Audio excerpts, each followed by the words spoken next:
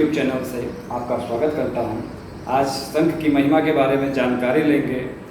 वो महिमा जो आजकल आधुनिक दौर में विलुप्त होते जा रही है, हमारी संस्कृति से, हमारे घरों से ये गायब होता जा रहा है शंख। इसको दोबारा लाने के लिए प्रयास किया जा रहा है ताकि आप इसकी दिव्यता को जान पाएँ, इसकी महिमा को जान पाएँ और जान पाएँ कि हमारे पुराणों में, हमारे वेदों में, यजुर्वेद में, अथर्ववेद में, पुराणों में इसकी महिमा जितनी कही गई है तो कुछ सोच समझ के कहा गया होगा। आज ये घर से विलुप्त होता जा रहा है।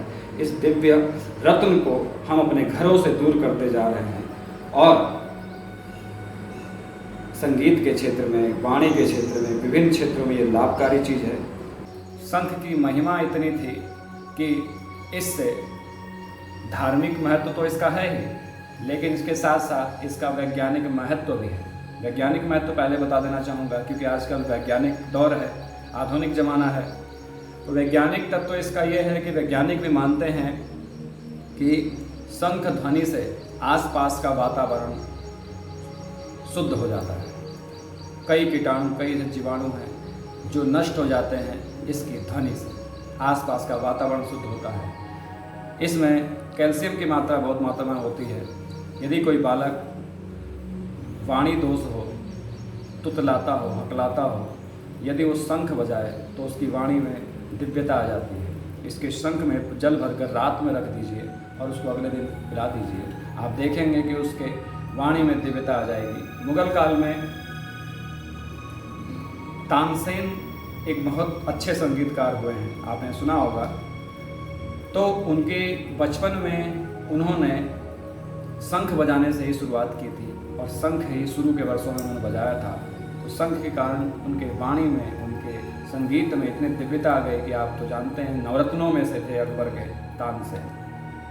और इस शंख की महिमा वैज्ञानिक महत्व भी है, धार्मिक महत्व भी है और ज्योतिषीय महत्व भी है। यदि आपके घर में शंख बजता है, प्रतिदिन बजता है, तो इससे घर की नकारात्मक ऊर्जा, वास्तु दोष भी नष्ट होता है। अपने पूजन घर में अगर आप शंख रखते हैं तो शंख रखने से आपके घर के वास्तु जनित दोष खत्म हो जाते हैं।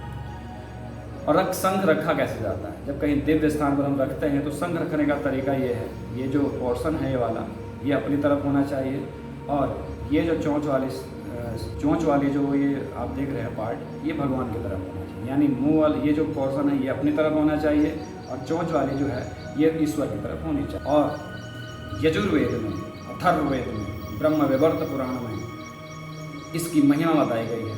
यजुर्वेद में बताया गया है कि इसके बजाने से भगवान विष्णु प्रसन्न होते हैं, महालक्ष्मी प्रसन्न होती हैं। आपको पता होगा कि समुद्र मंथन के समय 14 रत्न उसमें से निकले थे, उसमें से एक रत्न शंख भी है। महालक्ष्मी को पसंद इसलिए है क्योंकि उनके भाई कहे जाते हैं शंख। और जहाँ जहाँ शंख की पूजा होती है, सत्यनारायण भगवान की कथा हो या कोई भी पूजन, उसमें शंख के बिना पूजन अधूरा होता है। केवल शिव जी के ऊपर इसके जल भरकर अर्घ्य नहीं दिया जाता, स्नान नहीं कराया जाता। बाकी सभी देवताओं पर शंख में जल भरकर हम जल चढ़ा सकते हैं। इसकी महिमा इतनी बताई गई है। और आपने महाभारत में भी शंख की महिमा सुनी होगी। भगवान श्री कृष्ण कौरवों की सेना में भय पैदा करने के लिए और पांडवों की सेना में उत्साहवर्धन करने के लिए अपने 5 जन्य शंख को बजाते थे और उसकी महिमा आपने देखा है। अर्जुन देवदत्त नामक शंख बजाते थे।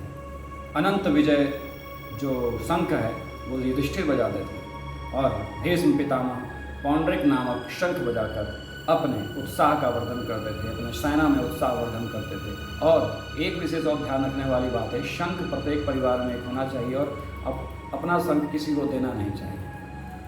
आपने देखा होगा महाभारत के युद्ध में कभी भगवान श्री कृष्ण ने कहा कि हे अर्जुन अपना शंख हमें दे दो, या कभी अर्जुन ने नहीं कहा कि हे भगवान अपना 5 जन्य हमें दे दो। प्रत्येक व्यक्ति अपना अपना शंख बजाते थे, उसकी महिमा बताते थे। तो आप शंख बजाएंगे तो इसका वैज्ञानिक महत्व है।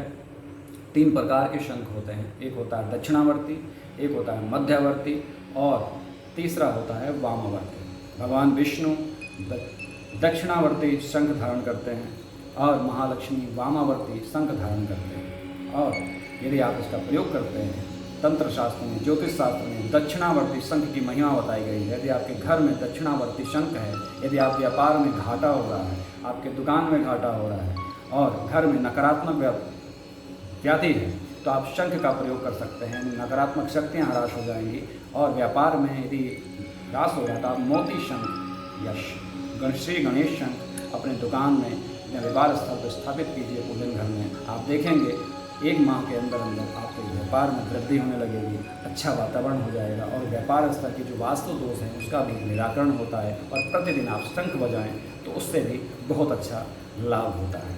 और शंख होना कितना चाहिए? कम से कम इस हथेली के बराबर का शंख होना चाहिए, इस हथेली के बराबर। ज़्यादा छोटा हो नहीं, मीडियम साइज़ का होना चाहिए। ये शंख की कीमत मार्केट में है मुख्य रूप से 1000 से लेकर 5000 रुपये तक के इस शंख मार्केट में मिलते हैं। आजकल नकली भी शंख आ रहे हैं। आप देखिए नकली शंख जिसकी कीमत 500 रुपये से 1000 रुपये तक होती है, 1 साल 6 महीने 1 साल में उसका रंग उतर जाता है। ये आप शंख देख रहे हैं, इसका रंग लालीपन देख रहे हैं, ये शंख का रंग नहीं बदलने वाला और शंख बड़े अच्छी क्वालिटी का। ये मैं कल ही लेकर आया हूँ एक यजमान के लिए, उनको देना है।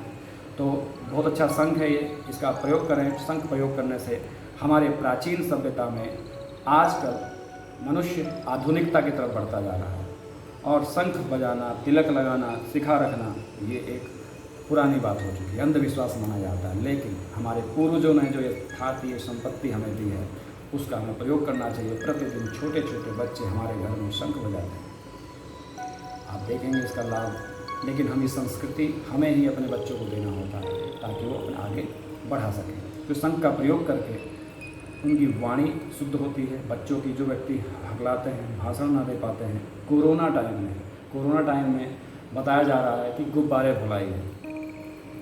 उन बुद्धिजीवियों को ये नहीं कहा जाता कि शंख बजाइए। कोरोना टाइम में गुब्बारे फुलाने से जो लाभ होता है वो शंख बजाने से होता है, क्योंकि इससे फेफड़े, हृदय संबंधी रोग, पेट संबंधी रोग, वाणी संबंधी रोग, श्वास संबंधी रोग, अस्थमा के जो रोगी होते हैं उनके रोगों का निदान होता है केवल शंख बजाने से।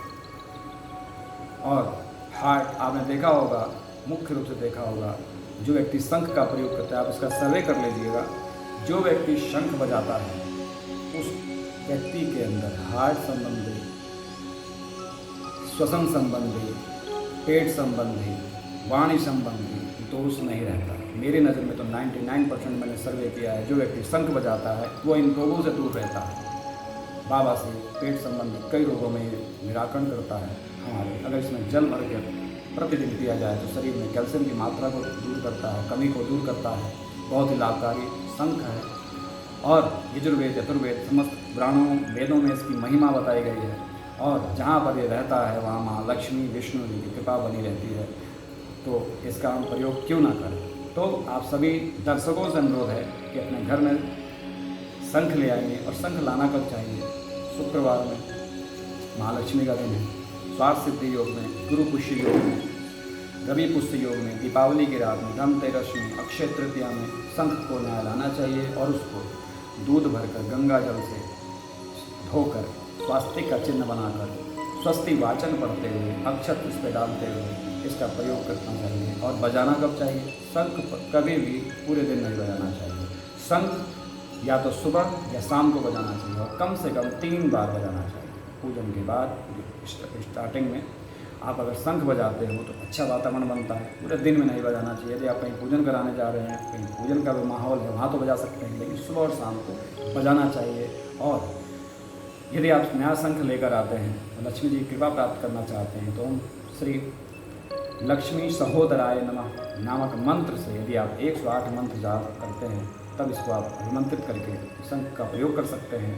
बहुत अच्छा इसका प्रयोग है, आप भी कीजिएगा और इसकी महिमा को आगे भी आप बताइएगा। इसके ज्योतिषी प्रभाव भी हैं, वास्तु दोष निवारणक भी है और घर के में दिव्यता लाने का प्रयास करता है। जिस घर के कोने में वास्तु दोष हो वहाँ पर आप इसको स्थापित कर सकते हैं। उस दिशा में मुँह करके अगर आप बजाते हैं तो उस कोने की दोष जो उसका होता है वो निराकरण हो जाता है शंख बजाने से। तो दर्शकों, आप इसका प्रयोग कीजिएगा और औरों को भी इसका प्रयोग कीजिएगा। धन्यवाद।